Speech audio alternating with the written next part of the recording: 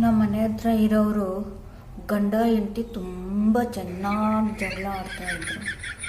ಅವ್ರ ಗಂಡ ಓಡಿ ಬಂದು ನನ್ನ ಹತ್ರ ಹೇಳಿದ್ರು, ಅಕ್ಕ ನನ್ನ ಹೆಂಡತಿ ನನಗೆ ಬ್ಲಾಕ್ ಮೇಲ್ ಮಾಡ್ತಾಳಕ್ಕ, ನಾನೇನಾದರೂ ಅವ್ಳು ಕಾಟ ಕೊಡೋದೇನಾದರೂ ನಮ್ಮ ಅಮ್ಮನಿಗೋಗಿ ಹೇಳಿದ್ರೆ ನಾನು ಬಟ್ಟೆ ಬಿಚ್ಕೊಂಡು ಹೊರಗಡೆ ಓಡೋಗ್ಬಿಡ್ತೀನಿ ಅಂತ ಹೇಳ್ತಾಳಕ್ಕ. ನನಗೆ ಭಯ ಪಡಿಸ್ತಾಳಕ್ಕ, ನನಗೆ ಭಯ ಆಗುತ್ತೆ ಅಕ್ಕ, ನನ್ನನ್ನು ಕಾಪಾಡಕ್ಕ ಅಂದರು.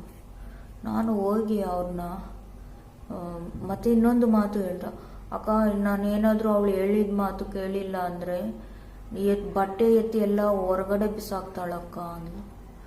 ನಾನು ಹೋದೆ ಅವ್ರ ಮನೆ ಹತ್ರ, ಅಮ್ಮನಿಗೆ ಬುದ್ಧಿ ಹೇಳಿಬಿಟ್ಟು ಬಂದೆ. ಆಮೇಲೆ ಮತ್ತೆ ಒಂದು ಅರ್ಧ ಗಂಟೆಗೆ ಶುರು ಮಾಡಿಬಿಟ್ಟಿದ್ದಾಳೆ.